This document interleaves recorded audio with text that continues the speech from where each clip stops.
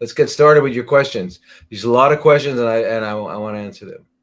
Anyway, it's Sunday night live from Phuket, Thailand. What kind of doc are you? Oh, you're new. I'm a medical doctor. MD really stands for mythology doctor, but I'm a medical doctor, and I did my residency training in internal medicine, and I've practiced in ICUs, CCUs, emergency rooms, urgent cares, and of course, taking care of people that are very, very, very, very, very sick um, for 35, 37 years now, 38 years. Um, but I have specialized in the last 21, 22 years exclusively to oncology. And that's what kind of doctor I am. But I got to tell you something. Along the way, after like 10 years of doing conventional work, I kept seeing that it doesn't work. People are still sick. They come in with arthritis, and 5 years later, they get arthritis. They come in with whatever, they still have it, or it's worse, and now they're dealing with the side effects of the medications we gave them. So I realized that we had no answer. So that's when I dropped it all, and I went around the world, studied, and put it all together, and came back to New York, I think in 99, 98, and started this stuff, what we do now. And in 2004, moved to Arizona. And we have our clinic there. It's called an Oasis of Healing. It's still there. It's been 18 years now. So that's that. That's a good question. So that's what kind of doc I am. So thanks for asking. All right. So you get it. All right. So cool. Time is relative. You mean it's not always now?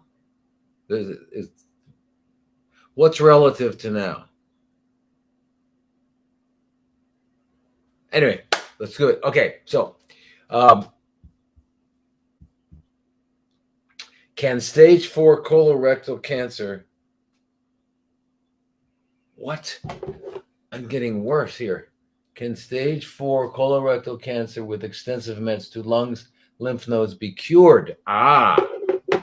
Okay. Well, there's a good way to start things out. Okay, because it kind of helps us define terms and define vocabulary for our work. Okay, we all speak English. Hopefully not everybody does. I know that I'm going really slow. I know I'm going too fast for many people that English is not your native language. But anyway, the one thing you want to do whenever you're speaking the same language, though, is make sure you define your terms. So what is cure and blah, blah, blah, blah. So cure originally comes from, it's really pretty interesting. It comes from, it was in a religious sense, and it was meant to help people spiritually. So it's pretty cool. I like that word. I like the original. What was it called? It was from Latin. Uh, yeah. Anyway, very cool, very cool. But it morphed. It became, languages that are alive, right? You know what a live language is, right? Versus a dead language. You all know that, right? So you know that Latin's a dead language. Why is it dead? Because it's not spoken anymore, and therefore it's not going to change, and it is what it is. Right? Whereas a Greek is a live language. Greek is still being spoken, and it changes and it adds. And as you know, most of the languages we talk about, that we're using, like we're all using English, and English is like way too alive. It's morphing into something that's ridiculously simple. So that, and I don't know why. I mean, I do know why. It's part of the big plan. Yeah, the big plan. You know the big plan. You all know the big plan. Anyway, the big plan is working. And by the way, just as an aside, let me just say this, that it is time that those of us who are awake organize. Okay? Organize. Let's get organized. They are organized. We're not organized. All right? And what we do is kind of monitor all the things they're doing to us instead of developing. Now, there's some people out there that are working really hard and they've got good groups going and stuff like that. But as a whole, we got to get organized, because who do we need on our team? Who do we need on our team? Think about it. Look around the people in society. Who do we need? Right? Who would really be helpful and really make things change the game? How about the soldiers and the police force? If they all said, hey, we're awake. Can you imagine? So then we would have anything. We would have what it takes to overcome what's coming. But however, the word cure. So now the word cure has come to mean curing a disease, right? Like here's another question here. Is there a cure for arthritis? And you've got to understand. Let's use the word cure. Let's use the word resolution. Can we resolve this? Or the other paradigm I want to take you on, because please listen to this. This is very important. Right now, whoever said that, hi Sheila, I look forward to it. Yeah, I'll mention that in a minute. Oh, okay. So the paradigm of looking for what are called diseases and then fixing them is their term. It's their deal. It's a Louis Pasteur special. It's a what do you call it? It's a germ theory morphed into the disease theory, which became the disease model, which is the model of allopathic medicine. Allopathic medicine. You heard that right? It's allopathic medicine. If you don't agree with me, then you haven't been to a hospital lately, or you haven't had anybody sick and gone to see a doctor. Hopefully you don't get sick. So anyway, instead of all that, why don't we look at it the other way? Let's look at it like there is health. And what is health? Health is the optimal functioning of the organism, whatever organism we're talking about, from a bacterium to an oak tree to an elephant to a human. Okay, all in between. A whale, a guppy. Optimal functioning of the organism. How will that organism function optimally? As long as it's getting all of its biological needs met. Now, for us, because we're disconnected from God because of our mind, which keeps us trapped in this thing called tomorrow, yesterday, tomorrow, I should have, I could have, I would have, I would have, I might, I maybe, if, so it keeps us from being here now, present, which is the reality of realities, the present. Okay, but the animals aren't. They're not there.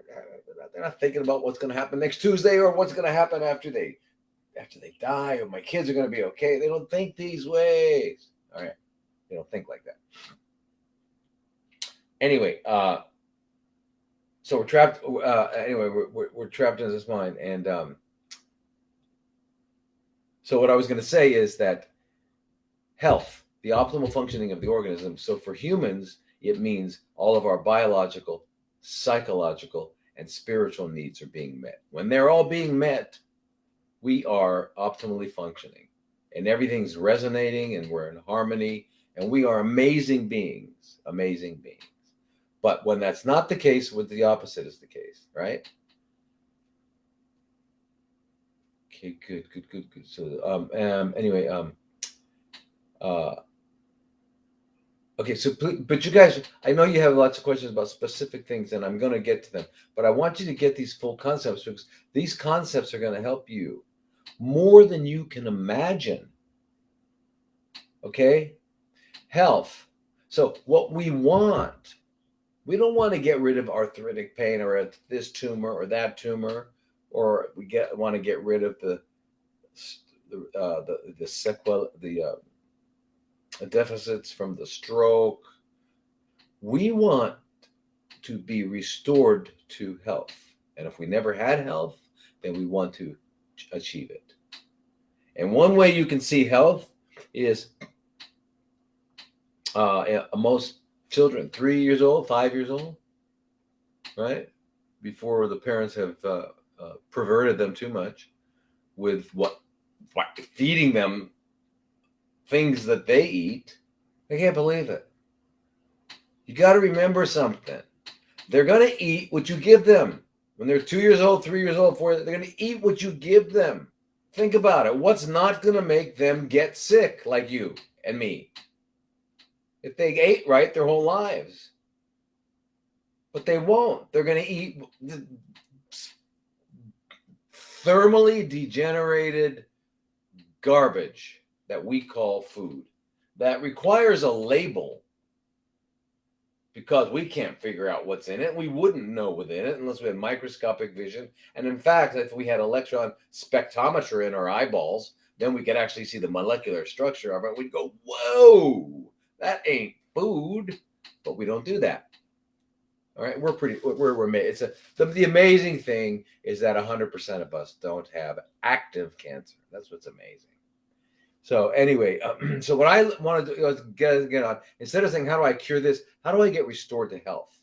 Because if I have health, not only do I not have arthritis, do I not have cancer, do I not have depression, do I not have gastritis, do I not have Crohn, whatever it is you want to call it.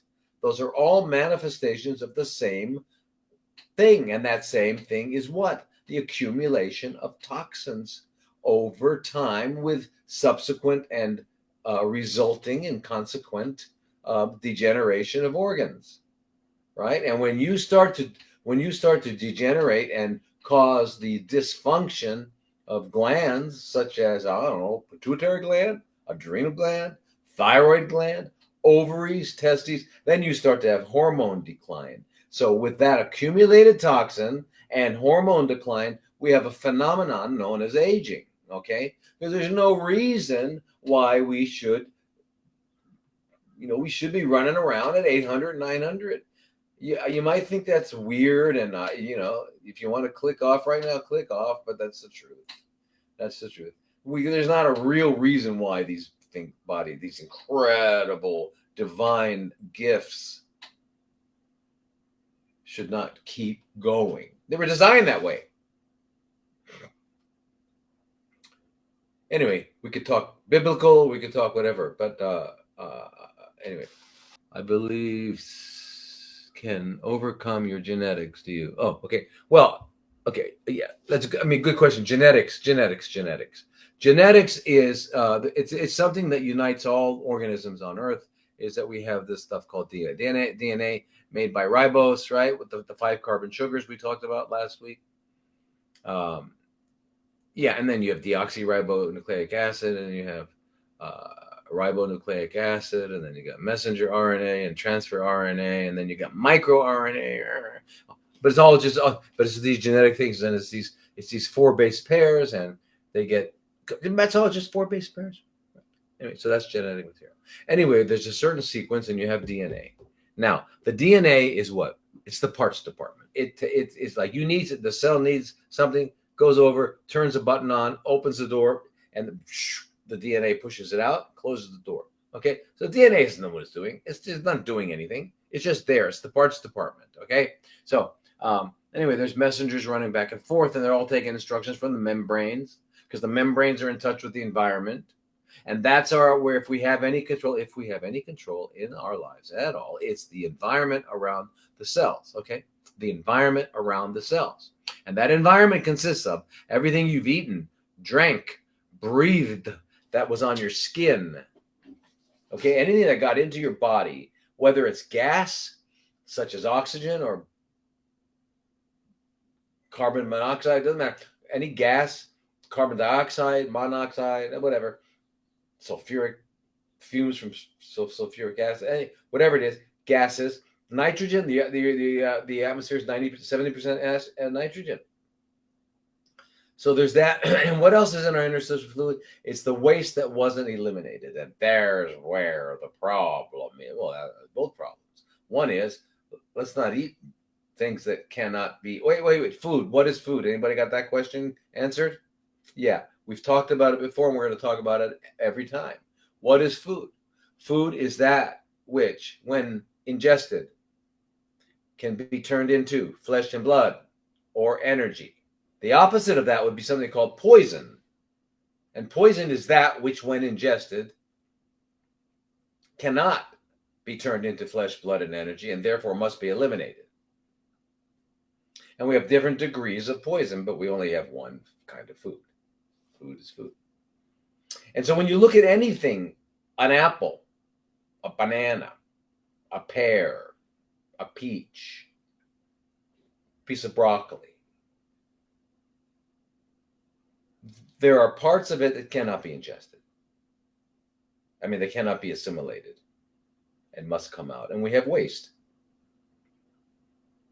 So I never think in terms of food as being this, oh, this is better than that. And then this one is better than that.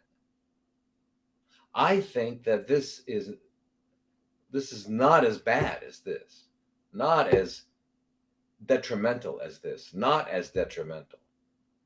And the closest we've come to for babies is mother's milk, but there's still some waste comes out. And for humans, it turns out that probably the most digestible substance for humans are melons. Cantaloupe, Crenshaw. I mean, think of these guys. Fantastic. Yeah. But anyway, so at the least amount of waste, the more assimilation, easier assimilated. And it's all done in the upper intestine, so you get that energy quick and all that sort of thing. Yeah. No, very little fermentation. And if you eat fruit alone, which you always should do, you're not going to get any fermentation. So are you saying we can eat fruit, Dr. That. So the thing is this. The answer is, and I'm going to say it again, I don't know. Unlike some other people who know everything, I don't know. I've studied it as much as anyone could study it. And my conclusion is I don't know. Because here's the reason why. Fruit is picked up and consumed and used for energy by cancer cells. So is glucose. So is glutamine. And when I say fruit, I mean the fructose, which is the sugar.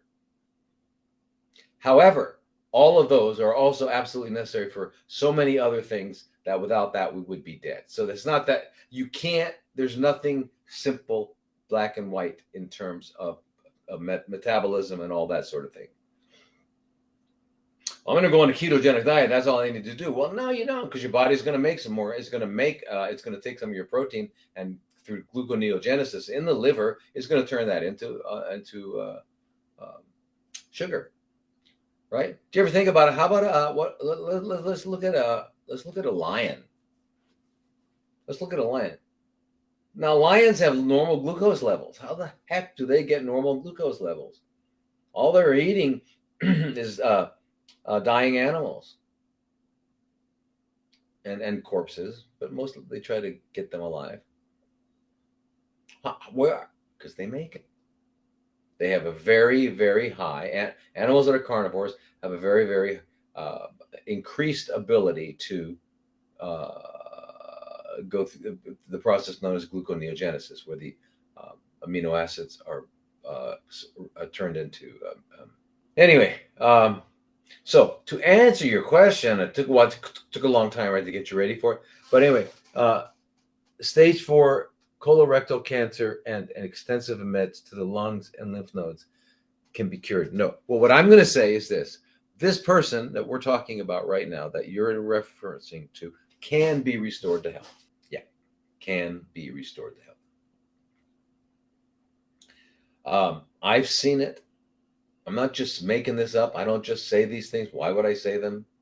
Can be restored to health, and that means there would be none of that left. None of that stuff you talked about.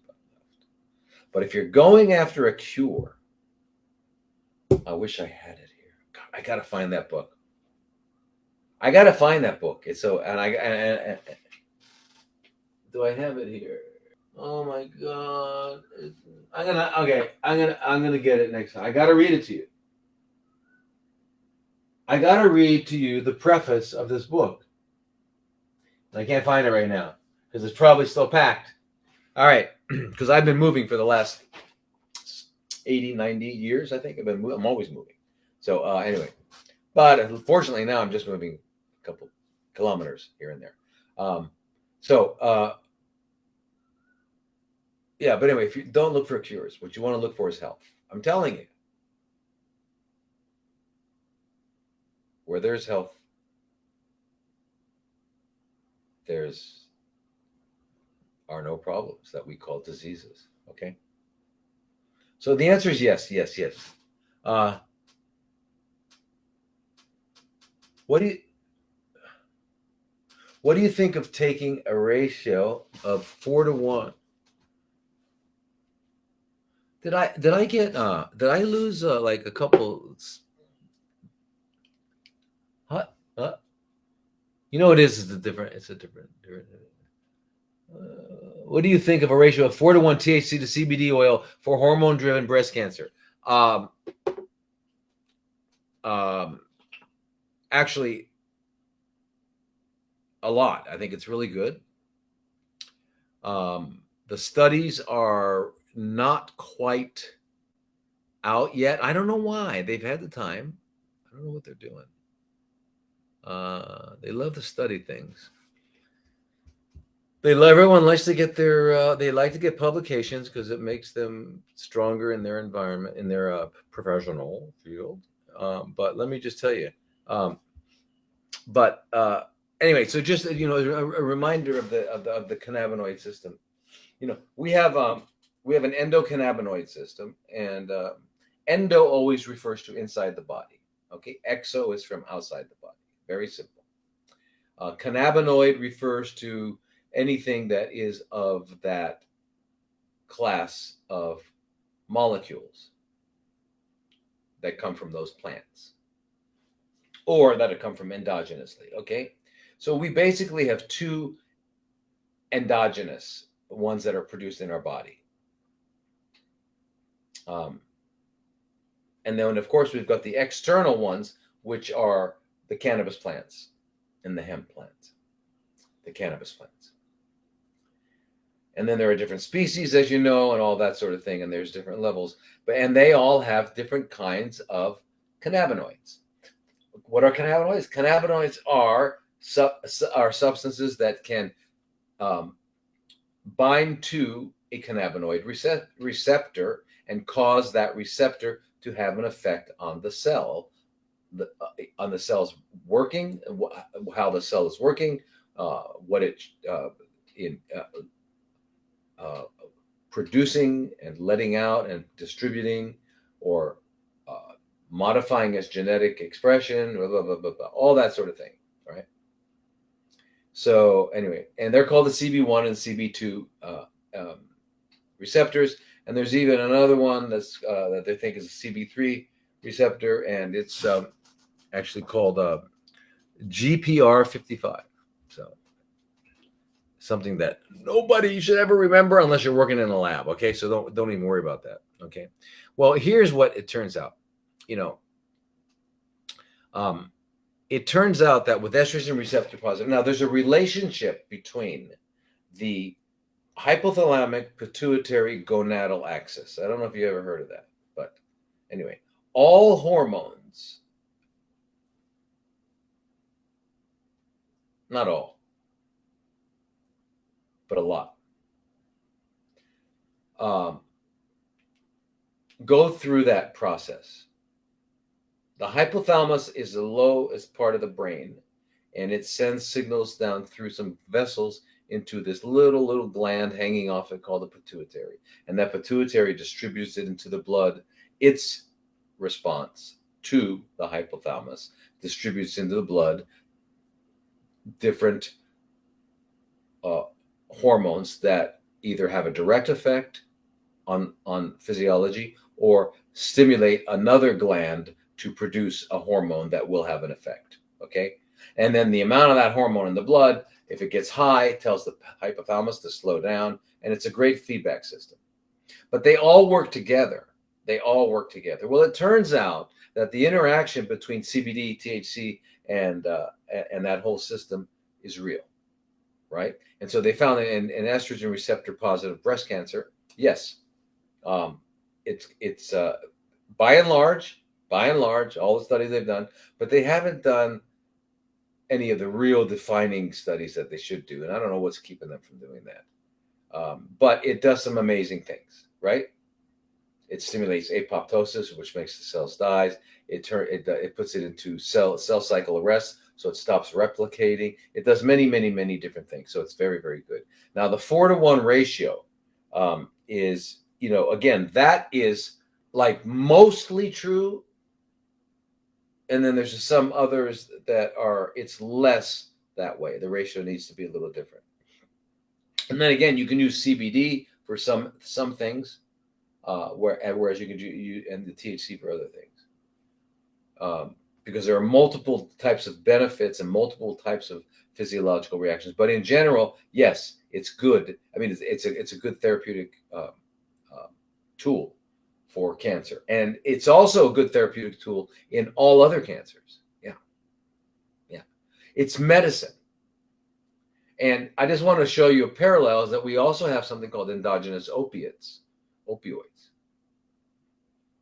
They're called endorphins. We make them. And we make them, and they're important because they have a role, just like the cannabinoids have a role. They have a role in cannabinoids. If you saw what they do really in our body, they have roles in reproduction. They have roles in hunger, appetite. They have roles in digestion. They have roles in cardiac function. They're just like, there's receptors all over the place. Now, the opioid receptors are the ones that allow us also a couple things. So they mediate joy and things like that. They also allow you to go. For example, have you all heard of the woman who sees her child like under the car, got some sort of accident?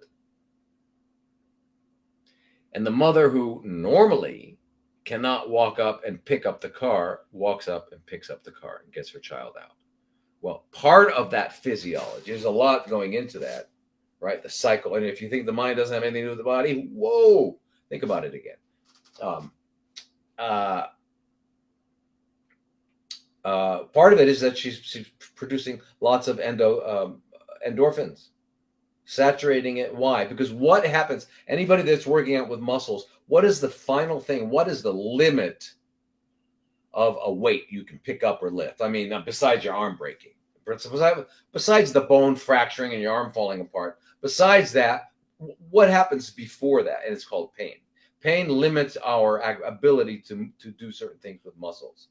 Okay, so if you can block that temporarily while you get your child out from under the car, that would be pretty helpful. Well, that's kind of what happens. Anyway, so there's endocannabinoids, and then we have opiates out there. So we got to know something. Here's what the way I have come to understand it. If your body's making it normally and it exists outside in a plant, then that plant is probably necessary for us, and it's helpful, and it's an augmentation of our inner systems, right? So both the cannabinoids and the opiates, right? And the problem with opiates is that they need to be very mildly used and on occasion and things like that, because they do so many deleterious things to the body. They really do. And if you have cancer, anyone you know has cancer, and they're on opioids, we got to get them off that. We got to get them off opioids, okay? Because the opioids are paralyzing their gut and suppressing their natural killer cell functions, and that's just doesn't work. All right, and we got to get them off it, and we can with the cannabinoids. So a 4-to-1 ratio is really, really important. A 4-to-1 ratio is really good in that, and especially if you have cancer pain. And we've been able to get people off. I would say there's only I don't know. When I'm there, yeah. Okay, so I don't know. Yeah, we can get anybody off of high doses of morphine and hydrocodone and all that, oxycodone or whatever, Dilaudid, all these synthetic opiates that are being prescribed with enough THC, CBD, and it's got to be minimum 3-to-1, but 4-to-1 is good. High doses and done rectally, so you don't get so high, you don't get so stoned. Okay, we talked about this before. The distal, the last part of the rectum that is actually ends in the anus. That part there gets absorbed into the systemic circulation. Doesn't get first pass through the liver, so it doesn't get you as high as the upper third of that of the rectum. All right. Same with vagina. The vagina goes up through the uterus and ovaries and fallopian tubes, and not through the liver, and then goes into the blood. So, all right. So there's two good ways of getting high doses of THC and CBD in therapeutic levels for pain. Now, it also turns out they also actually get rid of cancer in many, many ways. So anyway, all right. So that's that. What does contrast show that a normal CT does not? It's a good question. All right, because and I don't blame you if you're saying, if you're going in for a CT and you're thinking, well, man, that's bad enough. I got to go in and get it radiated. Now they want to put what in my? Yeah, all right. So you can drink it, you can take it rectally, or you can get it IV. These contrasts, and what they do is they go into the blood vessels, and they're lighting up the blood vessels, and therefore anything that's because without that you might not be able to distinguish where one organ ends and another organ begins, or you might not be able to see that over here this has got different kinds of blood vessels. Looks like a tumor, but you would, there's a lot of detail you wouldn't see, but it's a bummer. It's a bummer, and I don't know why they don't come up with something better than they do, but all that stuff. So here's all you got to do. You got to realize this when it comes to cancer, or when it comes to any condition like that, where we need to go to the House of Horrors. Hospitals, House of Horrors. Don't forget it. And if you don't believe me, get sick and go there, okay? Anyway. So you got one thing you got to remember in the House of Horrors, that there are risks and benefits to everything. So if you need to know something and you need to do something, like there's some great things in the House of Horrors. When they take out tumors that were blocking you were going to die. That's fantastic. That's fantastic. When you got a tumor in your brain that's growing and you're about to herniate your brain stem, and you go in the hospitals in the House of Horrors and get radiation, that's fantastic. You got a tumor on your spine. It's gonna knock out your spinal cord, and you're gonna be paralyzed. You go in the House of Horrors and get radiation. That's fantastic. All right, so it's not that we shouldn't go there, but just to understand that when we do go, let's go and make sure that we've got to be in control. Can't let them tell us what we need. Unless you completely don't know. But if you completely don't know, check with people that you trust before you go in there, and you tell them, right? And that's what I always do when I consult with people. I always tell you stuff to talk to the whatever witches and warlocks you are dealing with in the House of Horrors. Okay, because doctors. Okay, for those of you that are new, that's how I refer to medical doctors. Sorry. Oh, sorry. Okay, so. What else did I want to tell you? Oh, yeah. This is one thing I want to tell you. Okay. This is important. Listen, you guys. Now, both the endocannabinoids and the THC and CBD, they kind of bind to both receptors, CB1s and CB2s, and even CB3s. But one thing I want you to keep in. When we get exposed to electromagnetic radiation, EMF, frequencies, like I am right now, like you are right now, like even if I turn everything off, I'm still in this building. I mean,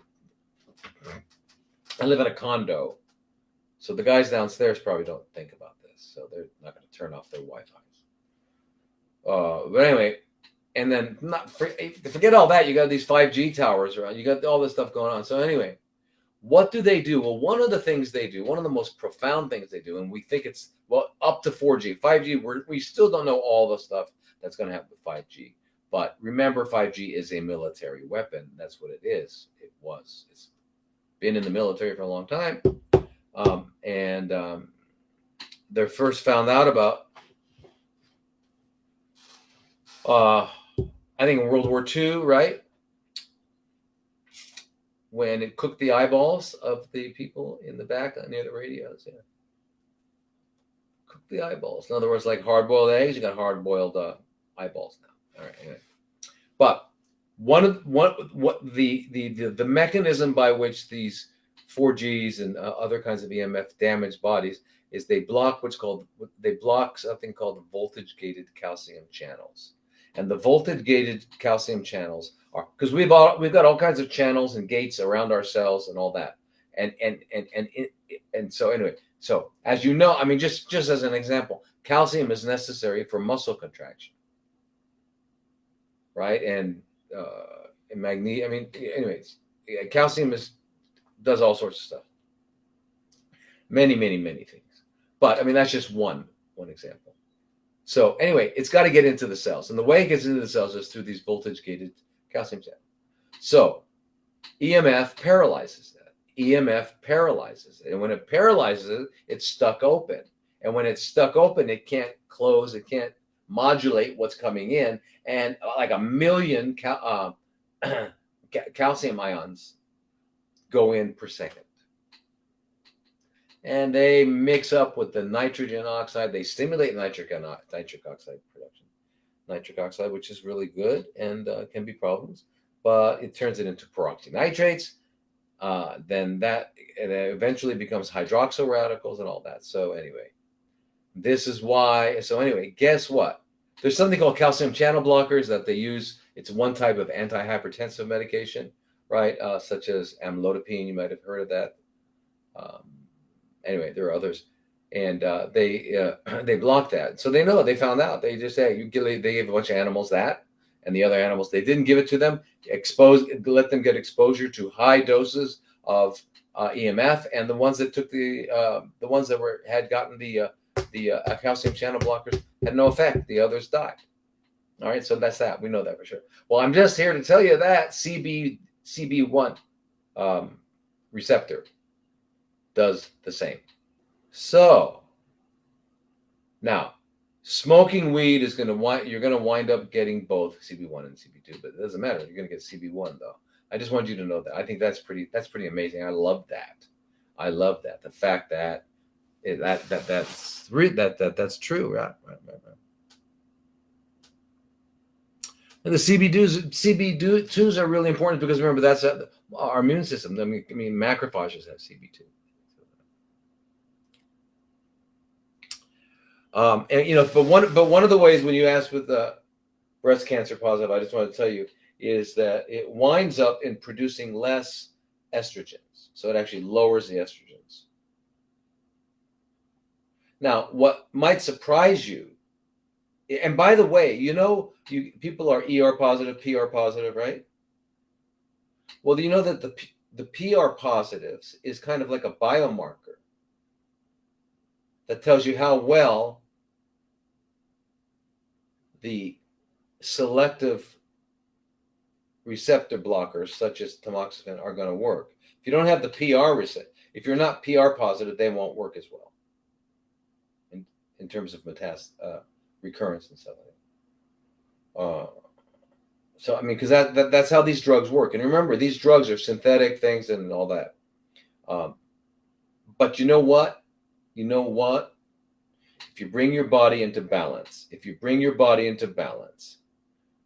and you're eating all these fantastic foods, and I'm going to get into the oxalate story, you guys, because I want everyone to listen when I present that. I'm going to write a paper on it because it really, really just, can I say that it pisses me off tremendously, because they're coming up with oxalates as being a bad thing, and now we shouldn't eat healthy food because of the oxalates and lignans. Oh yeah? Oh yeah? What about the lignans on flax? Oh, turn out to be phytoestrogens that are really helpful for us. Down-regulate estrogen receptor alpha. Okay? Not all lignan. Okay, there's no bad and good in the universe. There's only that which is necessary and that which is not necessary. And when you get too much of not necessary, you wind up having dysfunction and imbalances. If you're not used to the way I talk, you're going to think I'm out of my mind, and I am out of my mind, fortunately, because I don't want to be in the mind that I was given.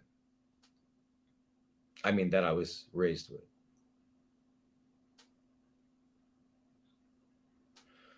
Anyway, of course, they're looking for drugs for that.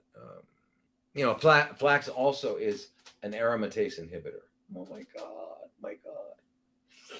But it doesn't cause the side effects. What do you say about that? Huh? What do you say? Okay, so let's go to more questions. Uh, what is this question? What? Wait, I got to make it bigger. There we go. What you mentioned, what we shouldn't do with conventional. Please talk about what we should do with conventional. Oh, okay. Well, the question. Okay. Well, what we should do with conventional is get when we need a scan, right? Now, do we need a scan? That's a good question. And it requires real diligent thinking. It's helpful for me working with you to have an idea of where I'm starting, so I can see in 6 weeks where did we get to. It's really helpful. Is it necessary? No. Could we have done it? Yes. It gives us a baseline, and it helps us get the info. But remember, even when we get to the point where there's no more discoverable tumor, now what? Are we done? No, because we know about cancer stem cells.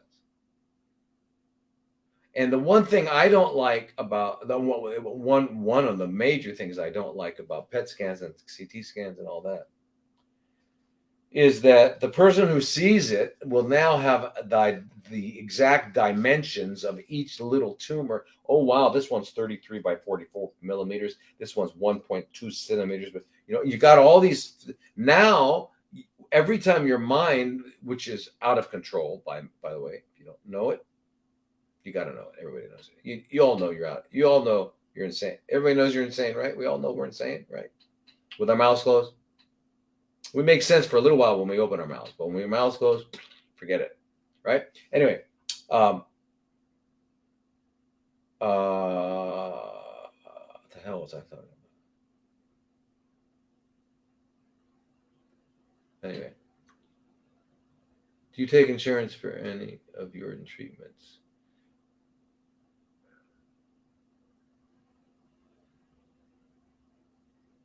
No, it was vice versa, 4-1 THC to CBD. No, not CBD to THC. Yeah, it's higher for cancer and also especially for pain.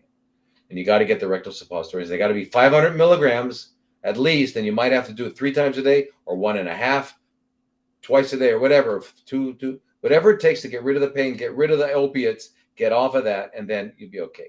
Now, question here: do you take insurance in any of your treatments? The problem is it's not me that would take it; it's the insurance companies. The insurance companies does not think that vitamin C, does not think that ozone, does not think that curcumin is anything. It doesn't meet their it's not in the Rockefeller playbook, and they don't pay for it. Thank you, Heidi. Is it Heidi or Heidel? It's like Heidel. Anyway,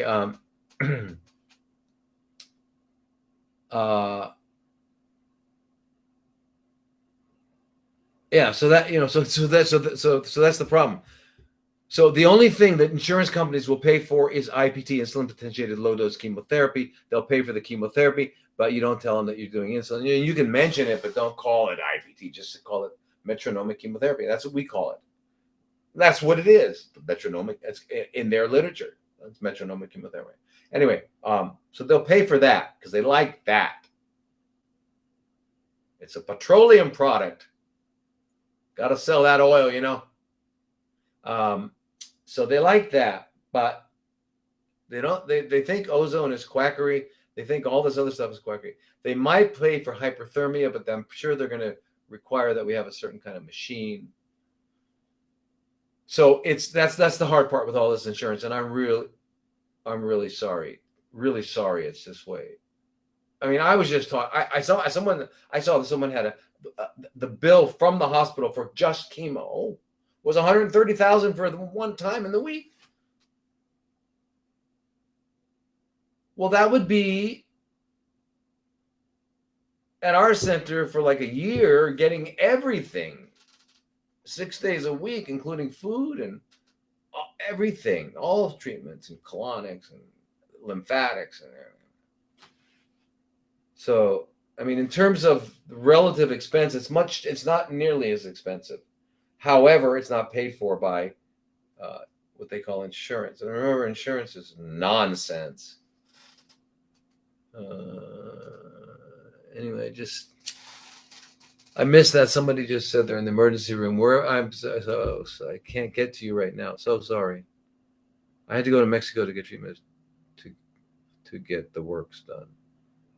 Yeah, well, you could have come to Arizona. We do it. An oasis of healing. Yeah, we do. We do everything.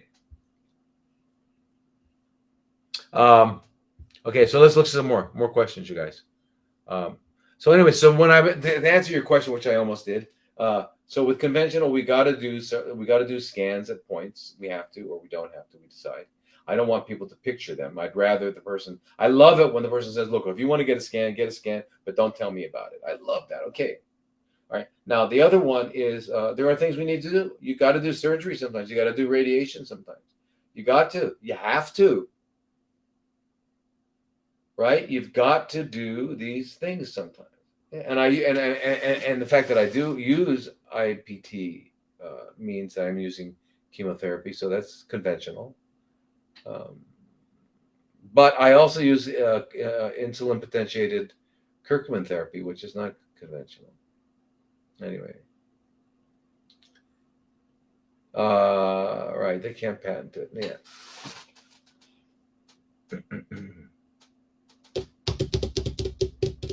I will, good karma. I will, man, because it really. But it's not. I'm just going to write a paper.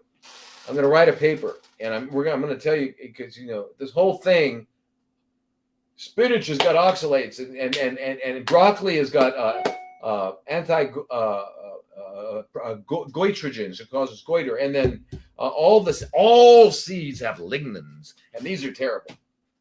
No, right? That no. One more time. No. Are you watching, David? I hope you're watching, and I'll talk to you about it in private or in public.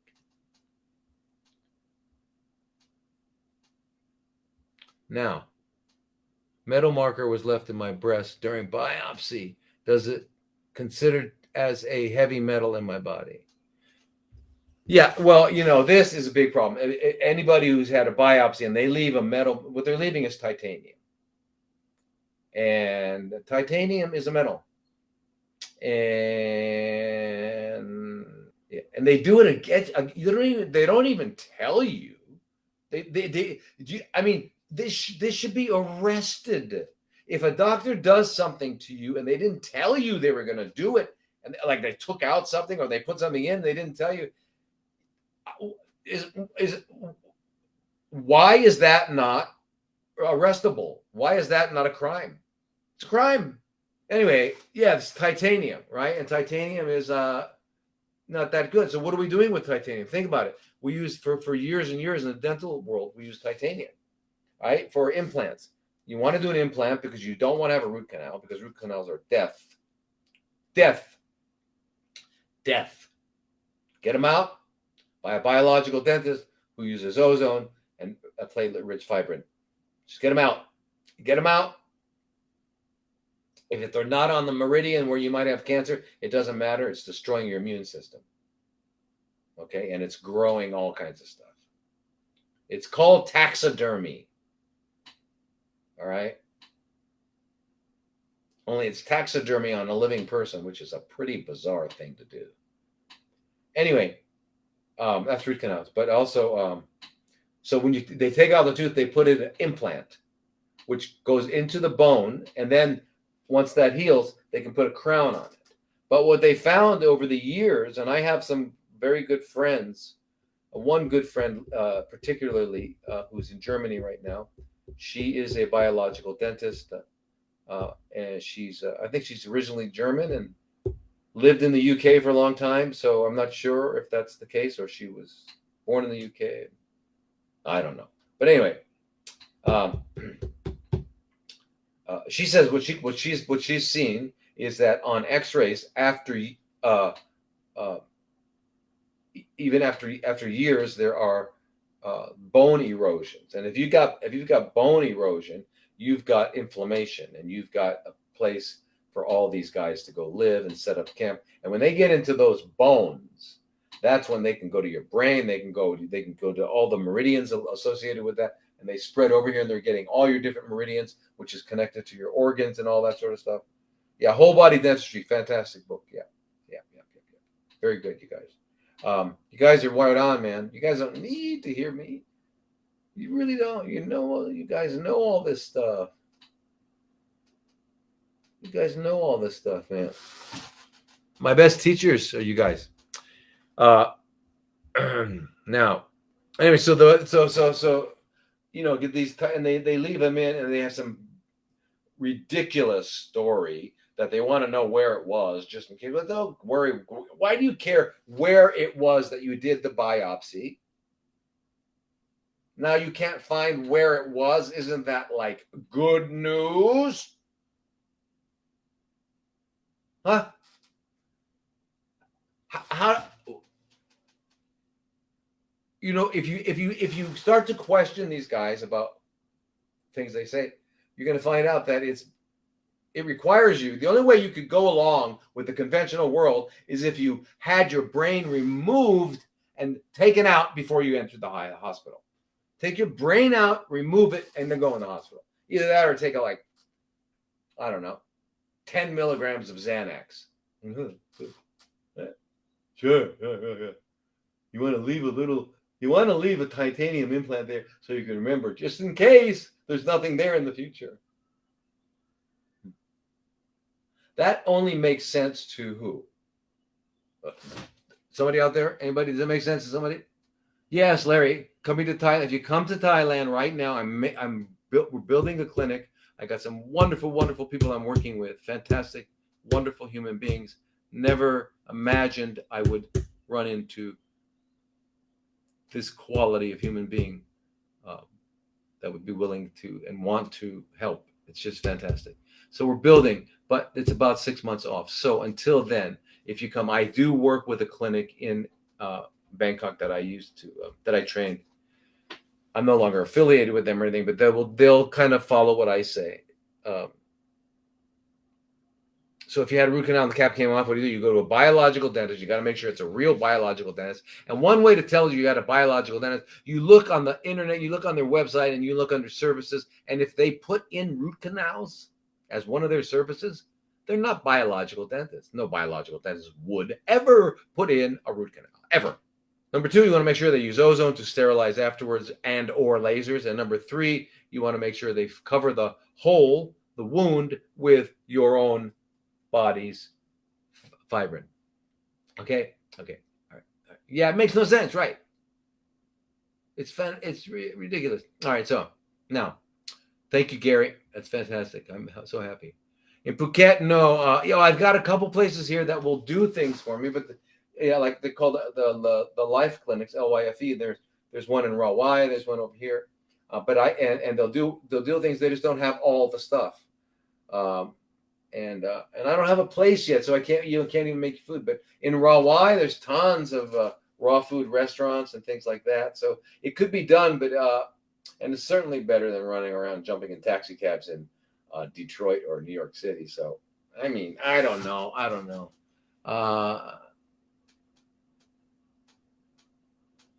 Leslie, you have a root canal done and you're nervous about it. Good. Be extremely nervous now.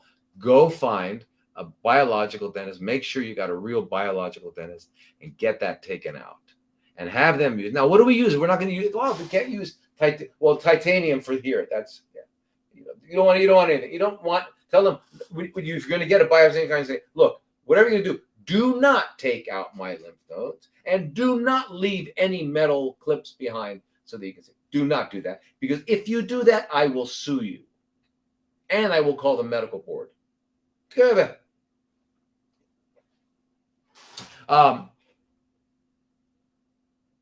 Yeah, thank you. Thank you, good karma. Thank you. That's really, I mean, yeah. And it only happened because I wasn't looking for it. I had given up. I said, forget it. I'm just going to do this and write and stuff like that. And then all of a sudden it happened. So that's how just one more reminder that you all, just in case you didn't know that, but I want you to think about it for a minute. And that is, life is a happening, not a doing. Our language lies. Our language lies. Right? Because we use what they call transitive verbs. A transitive verb has a direct object. A direct object means that the verb is performing an action on that direct object, and the subject of the sentence is doing it. So I am digesting my food. Nonsense. My food is being digested. I certainly am not doing it. I don't know what the hell gland to secrete. Do you? My heart's beating. I'm not beating it. Anyway. Okay. So let's go back to here. Let me go back to here. I'm so sorry. I know something I forgot earlier. It's just that I can't keep. Wait. Whoa.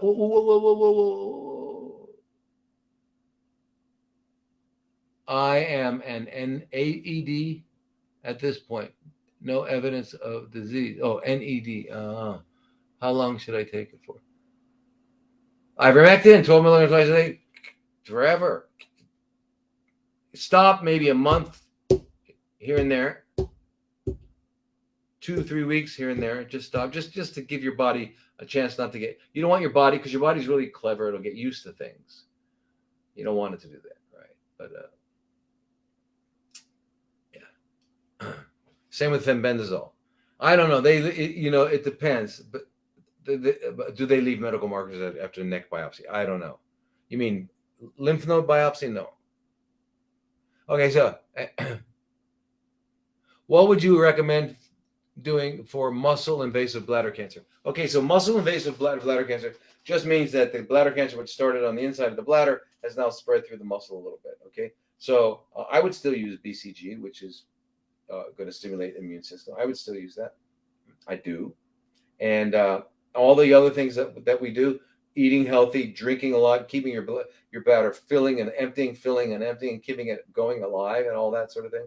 But I would use I would use a heavy dose of antiparasitics, because we know that schistosomiasis is kind of all around the world now, and it's one of the parasites that results in bladder cancer and stuff like that. So I would do that. And then all the other healing things. Remember, it can heal. I mean, do you realize? You guys know, right? Have you ever seen somebody? I mean, well, I have, because of my work. But I mean, I've seen people come in with the most deep, horrific stabbings and scars, and in 6 months, it's like, what? It's healed. So this body heals. Remember that. Okay, Sally, I wish you knew about not removing lymph nodes. I had one removed. Hey, one is fine. Because God, the essence, the substance of existence, that is also synonymous with intelligence and synonymous with love, gave us a whole lot of lymph nodes, because they are absolutely important. I heard it's not good to eat mushrooms because they are a fungus. I'll talk to you about that. Anyway, yeah, so one lymph node okay, but no more, because you need them. This is where the T cells are hanging out. Natural killer cells are hanging. They're in there waiting for instructions, like, where's going on now? What's going on? These guys are trained, ready to go. You don't cut them out and throw them away. It's ridiculous.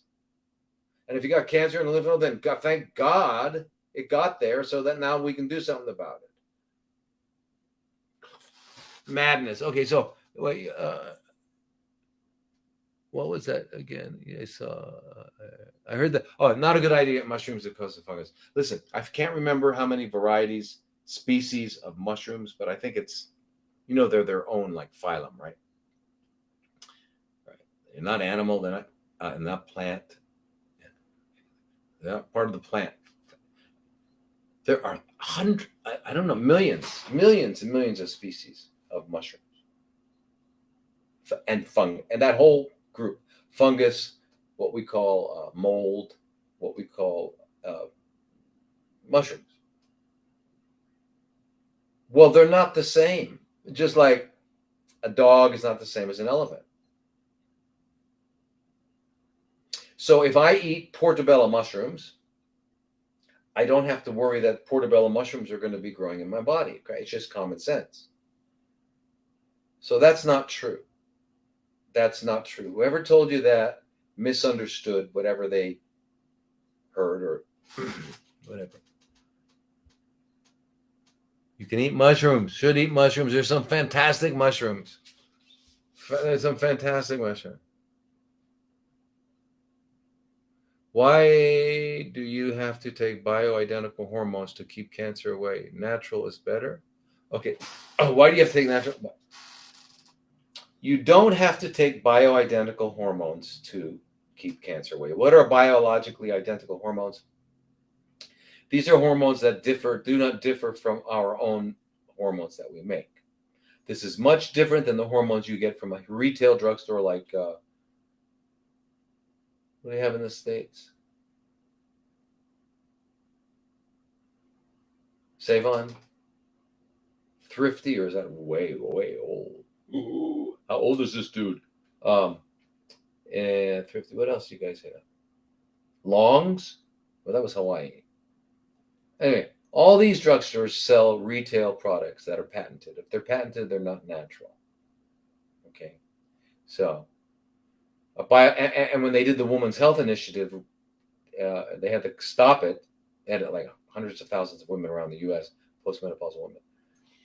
They had to stop it early because they were they knew which arm was getting the hormones because they were dying from all causes: heart, cancer, blood clots, you name it, stroke, everything. More than the other group, significantly more. So they had to stop it. So that's what that. So, okay. But anyway, so biologically identical are and we usually get those from yams and other kinds of plants that have similar kinds of structures, and you can just you wind up getting the exact same thing, and it's organic because it comes from organic material. It's not synthesized, so it's really cool. And why do you want to do it? You do it. It's not necessarily to keep cancer away. Specifically, however, when you're young, if you're a young and healthy person, and you're part of being young and healthy and balanced is having a balanced endocrine, which is hormone system. Okay, so if you're a male, you've got the certain ratios of hormones. If you're a female, you have certain ratio of hormones. They're all the same hormones, just different ratios.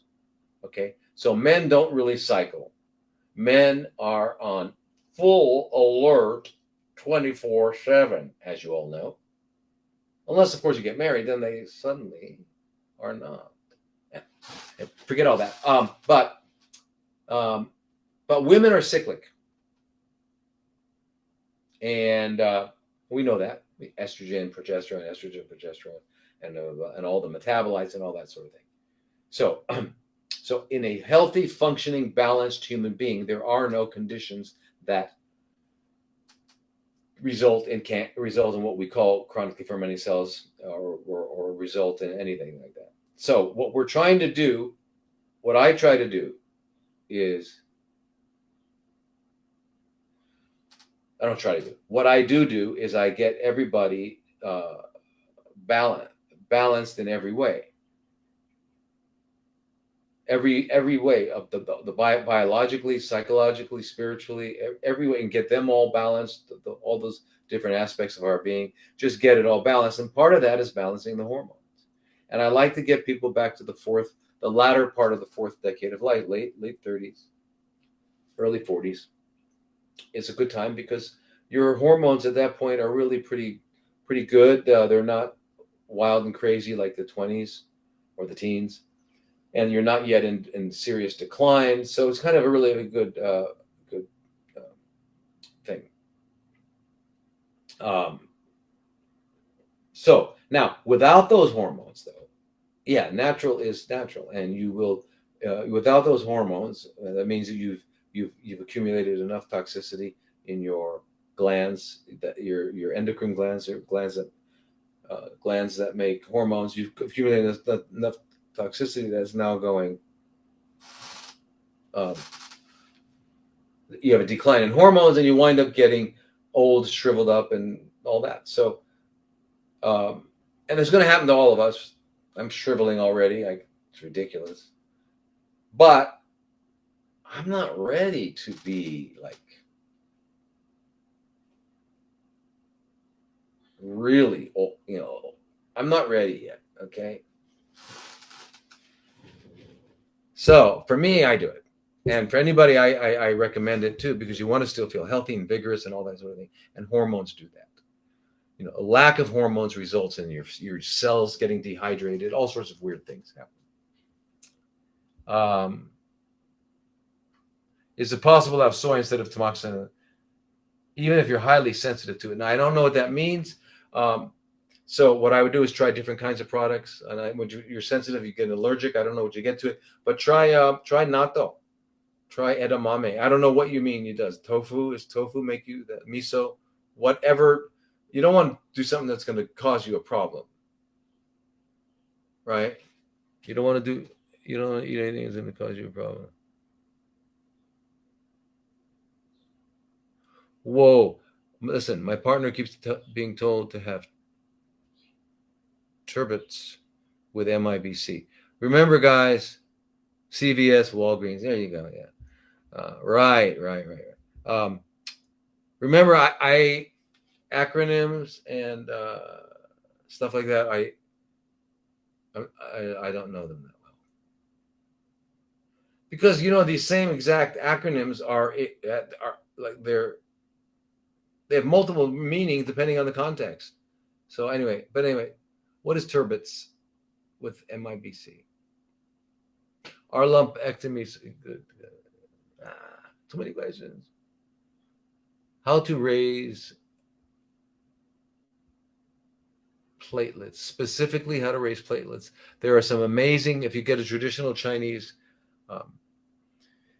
practitioner from China, usually, or somebody who actually went to China and really knows it really well, they can do things like that. They can come up with amazing herbal teas that can raise hemoglobin, can raise platelets, and things like that. Nothing in the Western world does that. But for me, restoring health, getting balance in all systems will help raise them. And the reason platelets usually go down is usually because of chemotherapy or radiation. And that means they're not being produced. They're in the bone marrow. The bone marrow is not producing them enough. So what you've got to do is get rid of those toxins that have caused the decreased production. And you can do that with infrared saunas. You do that with a lot of exercise, with getting good sleep, with having good bowel movements. Everything you can do for that. Putting a lot of time between your last meal and first meal of succeeding days, and all that. And then you'll be, as your health comes back, that comes back. But that's it. Because remember, all platelets, white blood cells, and red blood cells are all made in the bone marrow. And there's a progenitor stem cell that does that. It's a hematopoietic stem cell, and they use those a lot in ways. So how do we kill stem cells? How do we kill cancer stem cells? Ivermectin, curcumin, the benzimidazoles, vitamin C. There is enough right there. There's enough. You do the vitamin C the way I've said every time. I've said it often. I hope you all remember. So, vitamin C, again, everybody, 8 to 12 grams, depending on how big you are and all that. Powdered pure sodium ascorbate in a bottle of 1 quart of good drinkable water. Shake it up. Sip it 7 to 7. Easy to remember. Sip 7 to 7. 3 S's. Sip 7 to 7. Sip 7 to 7. Because if you sip 7 to 7 and it takes that long to drink that, you'll absorb 95% of it. Okay, and that's very important. Then you'll take care of all of your physiological ascorbate needs. And if you do that, you are like way ahead of the whole deterioration process, right? And you also want, there's other ones too, but I'm just saying for that one there. So doing that, and then of course you get some IVs of vitamin C, even after you've been found to have no discoverable chronically fermenting cells. I don't use their terms, and I won't use their terms, and I don't want to hear their terms. So please don't give me their terms, because it's hard. I don't know them, and on purpose. I don't want to know I know their language too well, and I know how they come up with their words, and I know what they do. So no NED, no evidence of disease. Well, no, I'm not going to ever say that, because there's never any evidence of disease. Disease is a myth. You don't understand the power of linguistic manipulation that is occurring and has been occurring. It's crazy. But you just don't use their words. It's their words, it's their video game. And what is the best thing you can do in a video? If you're a video guy, which I don't play at all, because I'm pretty bad. I tried it a couple times. And plus I get bored. But anyway, I know a lot of people like it. Anyway, the best thing you can ever do in a video game is do what? Is learn all their rules that they made. It's the same with their words. You realize they had like a think tank of somebody to come up with these words, vax and jab. They came up with these words because they are innocuous sounding. It's just a jab. It's not just a jab. A jab is you jab your friend and you laugh. A branch hits your arm. That's a jab, but not what they're doing. Okay, so linguistic manipulation. Be very careful. Don't use their words. If a patient who is MBC has reached NED, how to stop stem cells? All right, well, MBC must mean metastatic breast cancer, and NED means no evidence of disease. You stop cancer stem cells the way I just said. Okay, so that's really how we do it. Ivermectin, either fen or mebendazole. Curcumin, big time. Quercetin, big time. Vitamin C. Vitamin D. Doxycycline, too. Yeah. How to repair damaged DNA. See, there's another thing. There's another proof that life is not something we do. It's a complete happening on every level. Even, hey, listen, if you think that your behavior, like, oh, I'm going to go to the store, right? You get up and you go to the store, okay? If you wind up at the store, you don't know you're going to go. The car doesn't start. You can't go to the store. Oh, now the car starts. Okay, you jump the battery, and now you go to the store, and the store's closed. I'm just saying. But if thoughts were the cause of behavior and controlled behavior, then you have to ask yourself, where do my thoughts come from? And you don't know. You don't originate them. You observe them or not. But that's it. So thinking is a happening. So therefore, doing, if it's related to thinking, or if it's on another pathway, we don't know. Listen, we don't know these things. We don't know. And anybody who tells you they know,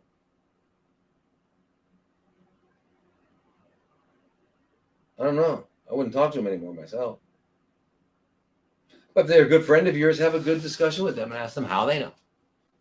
How do you know this? You'll find out they don't know. But anyway, so how do you repair damaged DNA? You don't. It gets repaired by the repair mechanisms that exist in the cell that were put there divinely by God. Okay? and they are, and in fact, this question reminds me of what we call, I don't call, but what the conventional world calls cancer genes. But then when they say cancer gene, what they're talking about really is defective ability to repair damaged DNA during the process of mitosis, where the cell is separating into two cells. Okay, so during that separation, there's you get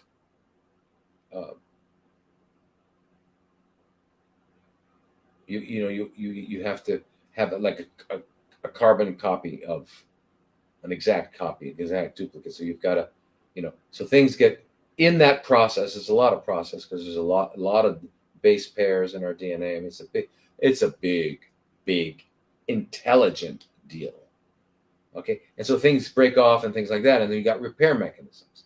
So if there's a problem in any of the repair mechanisms, and you can wind up with what we call chronically fermenting cells. And that's what the BRCA thing is all about, and that's also what the some of the other more horrendous genetically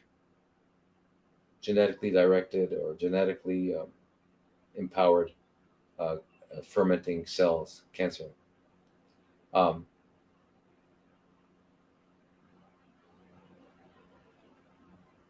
Such as the one with the colon hereditary, what do they call it again? Hereditary, I forget. Anyway, it's polyposis. It's a family that they all get these polyps in their colon, and the incidence of cancer is way high. And BRCA, it's just a failure in repair. It's if you inherit one gene from one parent, now you still have it. The other gene's okay because you got one from your other parent. But it's one of like 7 enzymes necessary to repair double-stranded DNA, and it's defective. So you have more of a risk of getting it. You don't have to get it.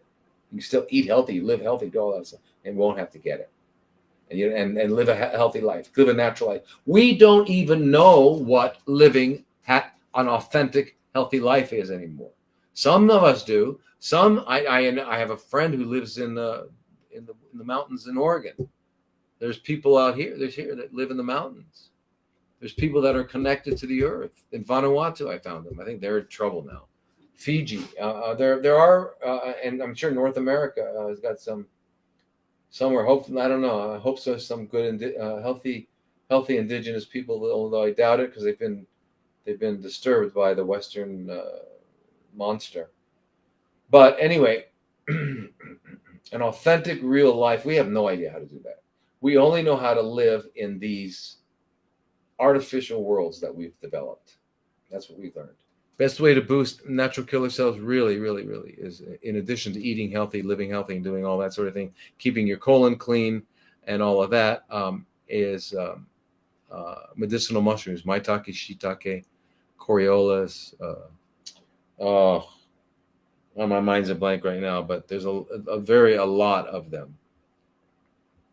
Agaricus blazei. There's some amazing mushrooms that do exactly that. The other thing too is that when you're sick or if you're getting old, your thymus gland isn't big anymore. It's not making a lot of T cells and natural killer cells. So you need to use a protein, a peptide called thymosin alpha 1, which will give you back young, healthy T cells. I just did a shot this morning. Got to. Because your thymus gland shrinks. What are you going to do? Now, that's a hormone. And that was a hormone replacement endeavor. Just like with testosterone or estriol, progesterone. Okay, these are all. Just so we don't, I'm not ready to shrivel up and forget who I am. Not ready for that. When I am, okay. All right, so here, let's go. We go at pharmacist. As a pharmacist, I'm wondering what can I do for the scientific community if I studied oncology? Well, you could alert them if you're a pharmacist and you're working with the oncological community. You could alert them to the studies that show that low doses of chemo are good, and you can also alert them to the studies you need to study. Now that you know the pharmacology, which is really good, now study. Go to naturopathic school, or some other botanical based therapeutic school, traditional Chinese, and learn about herbs. Learn natural ways of accomplishing the same thing that you could, so that someone comes in with hypertension, you could tell them, hey man, magnesium, garlic, there's a lot of things you can do other than taking a drug. Change your diet, all these things, meditation, all these things. So that's what I would do. But with the oncology community, show them that metronomic chemotherapy is good. Show them the studies. You read the studies too. Metronomic chemotherapy, low dose chemotherapy, is much, much better, much more effective. Show them that high doses of chemotherapy cause metastasis and those kinds of things. So that's when you can become an educator. And of course, they won't listen to you because you're a pharmacist and they are doctors. That's the problem. Egosity. Is that a word? Egosity. Okay, so what do I know this is? Does it mean that we are not our body? Yes. Right, and that's really a good thing to know.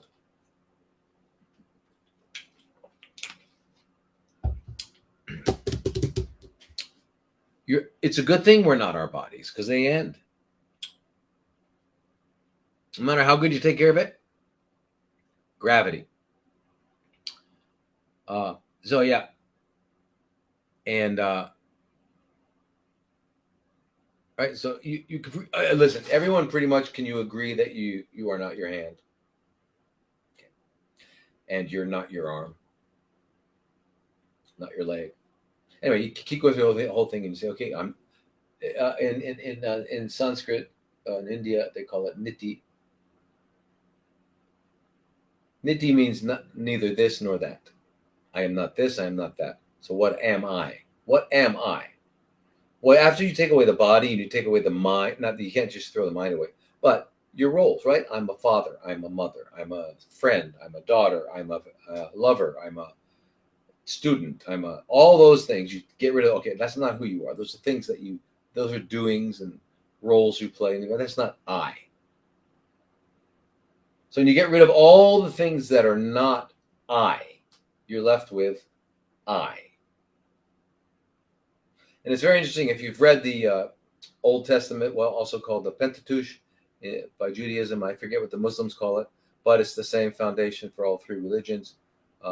When Moses had gotten the Ten Commandments, and he said, I'm going to go down now and tell everyone about this great news. What am I telling? I tell who are you? What can I call? What do I call you? What can I tell them is that you are? And the answer that God gave him was, I am that I am. Now, interesting thing about I. When you find out who I is in you, not any of the roles you play, none of that, just pure I. Point of awareness. That I is my I, is his I. There's only one of us in the universe, and it's that I is God. They say that the universe is a place where the center is everywhere and the circumference is nowhere. Just food for thought, you guys. Don't have to believe me. I'm just a madman. Are we almost time? No, we got a little bit of time left. Okay. How does pre-menopausal and postmenopausal levels of 3 estrogens differ? Well, premenopausal estrogens are cycling, going up and down. You got really high estradiol and estrone, right around mid, days 12, 13, 14, 12, 11, 10, 11, 12, 13, around then, and then 14, 15. And then you got it low, and all of that stops. You just have continual low at postmenopausal. And so basically, because your bodies are used to it. Now, understand, if you took a 9-year-old, a normal, healthy 9-year-old boy and a 9-year-old girl, and you cut their hair exactly the same, and you had them just wear bathing suit trunks, no top, stand side by side, it'd be hard. In a lot of cases, it'd be hard to tell who's a boy and a girl. I mean, some boys are like, they look boyish already, and the girls look really sweet already. But in general, the body habitus and all that. Now they're running on very low hormones. Then they go through puberty, and this whole thing starts. And actually, in the old days, before what we're doing now with our electronics, the birth of vanity didn't come about until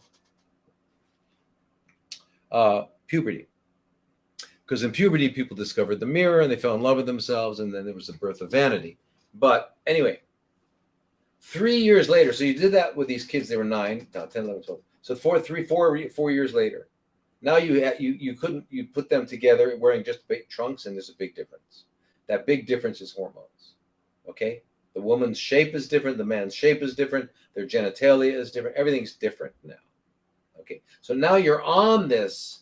The men are at the high levels of this, and are in the low levels of estradiol, high level, but progesterone. We all have it all for 30 years, 40 years, and suddenly it goes down again. So now you're so used to it that you actually go through a deficiency syndrome, and that's what menopause, andropause is. It's a deficiency syndrome. You lose the effect that you've been used to for so long from your hormones. Okay, and that's why I like to replace.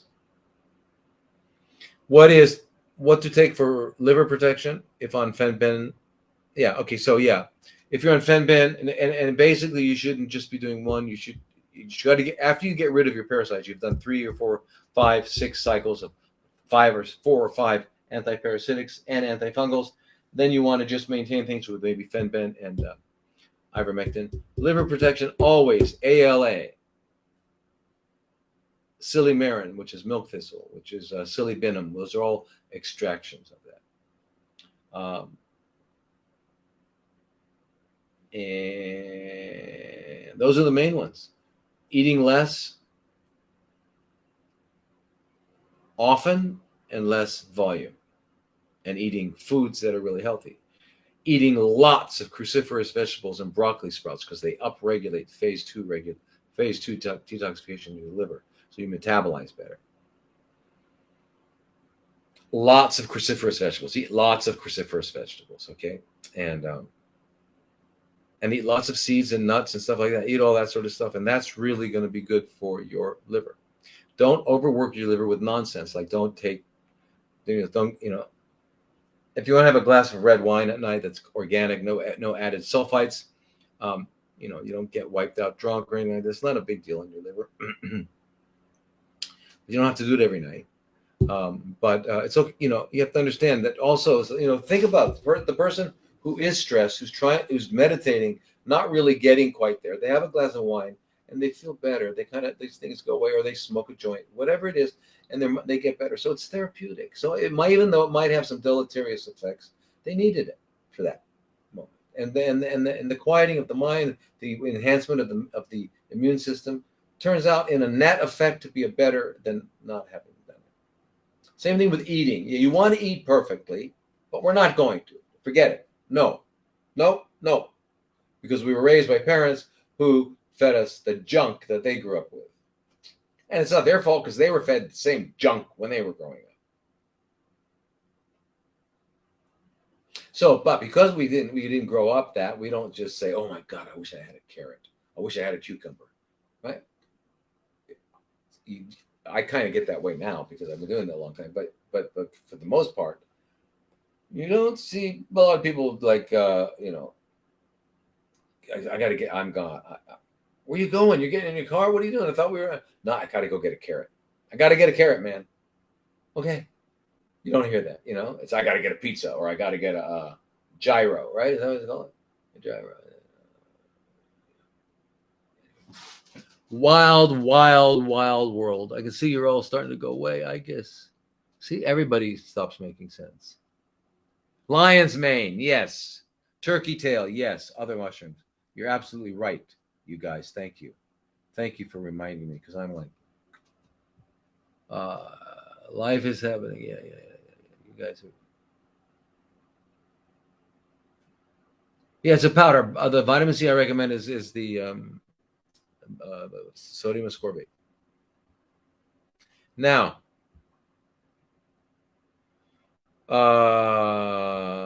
let's look what other questions, okay? Because there's a lot more questions. Let's make this bigger. Let me make this wider. Hold on. Five plus lesions seen in the pancreas by MRI. How would you proceed with testing? All right. Well, a PET scan is really good. A PET scan will tell you a lot of things. It tells you basically the activity level, how strong, how quickly it's picking up glucose, because a PET scan is injecting fluorodeoxyglucose. And of course, after the scan, within an hour to two, you go to someone's office and you get IV vitamin C at a low dose at like 10 grams an hour for about 3 hours, 4 hours. Okay. 12 grams an hour. But you do that, you can order a blood test called a CA19-9 and a CEA. And it depends if you're talking about the normal ductal pancreatic, what they call chronically fermenting cells. There's also neuroendocrine pancreatic. That's different. You might not see a high CA19-9. But anyway,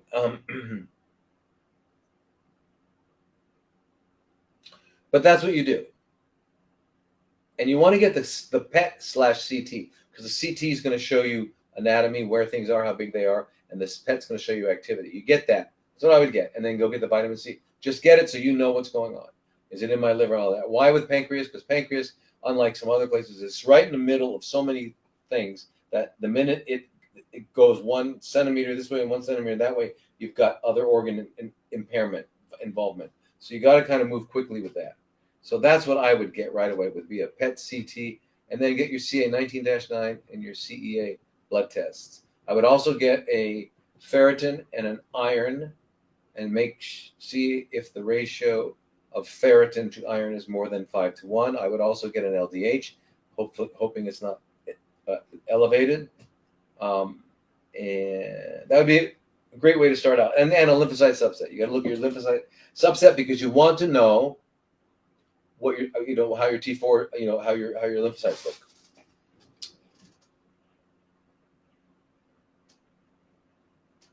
Brushing of pancreatic lesions, same risk of spreading as biopsy. Well, you know what? If you do a PET CT and it lights up and you can see, what other mass would be in the pancreas?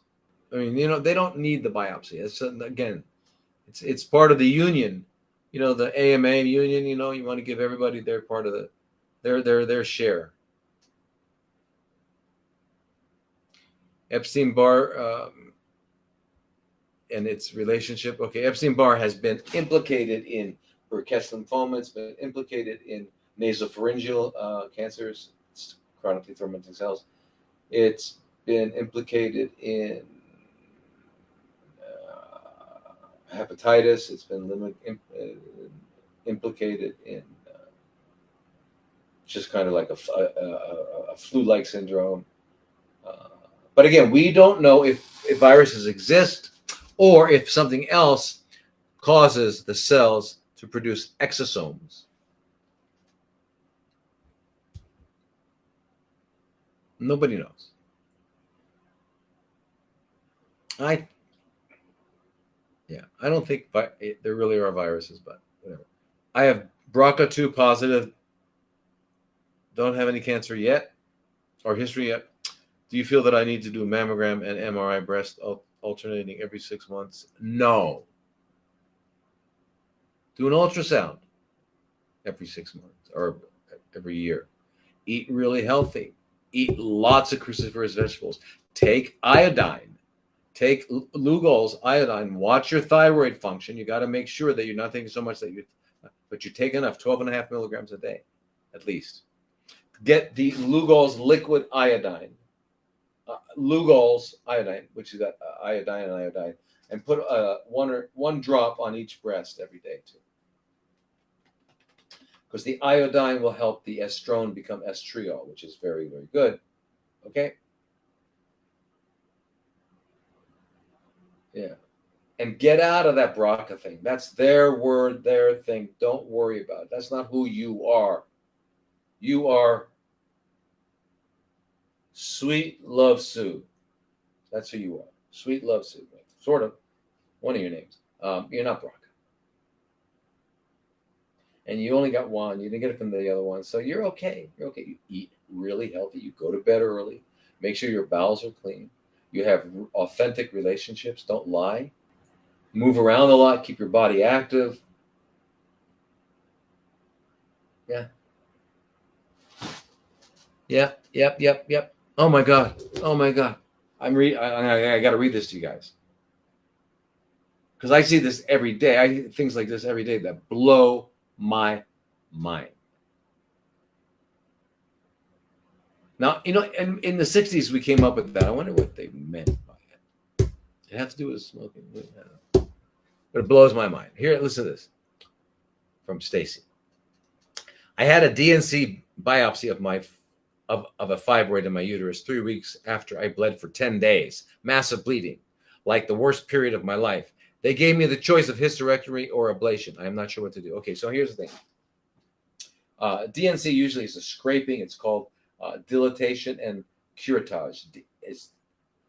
The D is dilatation. They dilate the cervix. They go in and they under anesthesia, and then they scrape out because you've probably had some bleeding.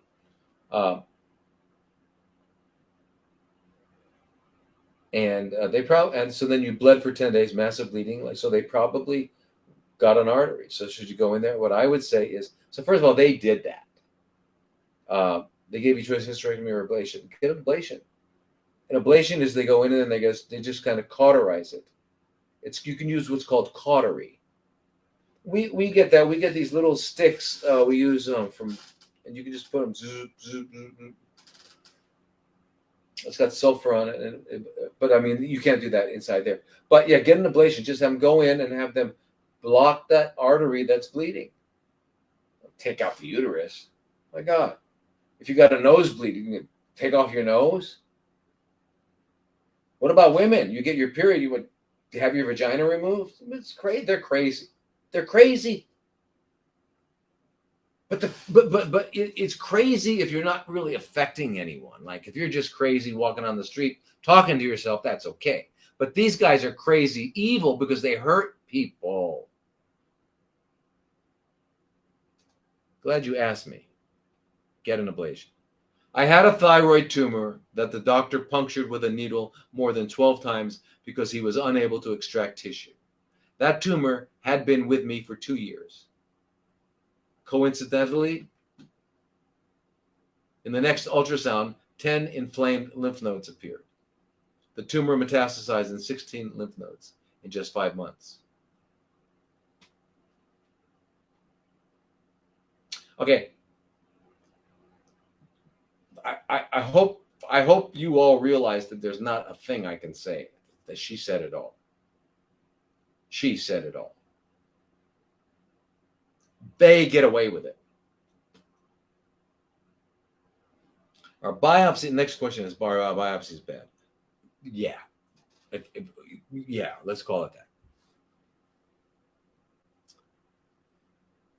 And the only reason they're going to do it is so they can find a name and stick you into their algorithm and sell you either a service or a drug.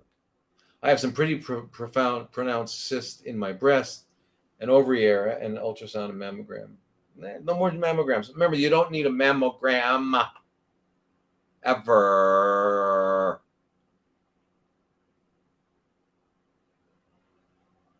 Tell the doctor to, if it's a male radiologist, tell him, say, look, I'll do the mammogram right after you squash your testicles and irradiate them, just for a check. You do that, I'll do the mammogram. Tell him that. All right. That's what I tell them.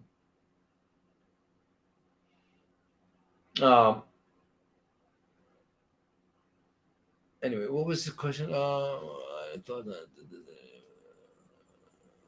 Oh yeah, so you got pronounced cyst and all that awesome. So sounds like if you got a lot of cyst ovaries and fibrocystic breast, two things: iodine and estrogen dominant. So you need biologically identical hormones, someone who knows what they're doing to make sure you're getting enough progesterone, make sure you are actually ovulating and producing, get them balanced, and iodine. Now, if you've got like really painful big cysts, the iodine, the Lugol's can be painted on the inside of your vagina, up kind of up far on the walls, and do this maybe 3 times a week.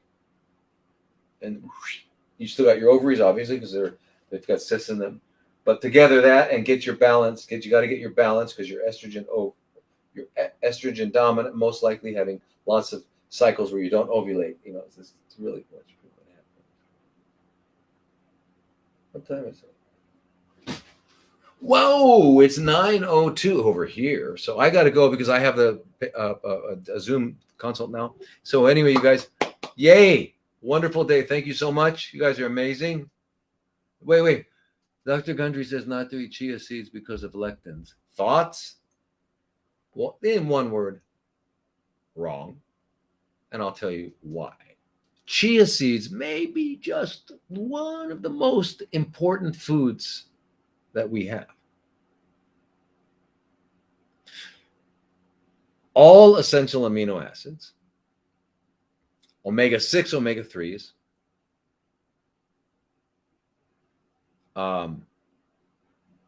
and it's got 18 amino acids altogether. There are 20. It's got 18. It means it's got not only all the essentials, but a lot of the non-essentials. And it's got the right omega-6, 3 and all that. And it is a soluble fiber. So therefore, when it gets to your gut, because it can't be digested, it gets to your colon, the bacteria ferment it into short-chain fatty acids that we need for health. All right, you guys. Anyway, I got to go. And sawadee krap, namaste, namaskar, aloha, and fantastic people you are. Fantastic people. Don't use their words.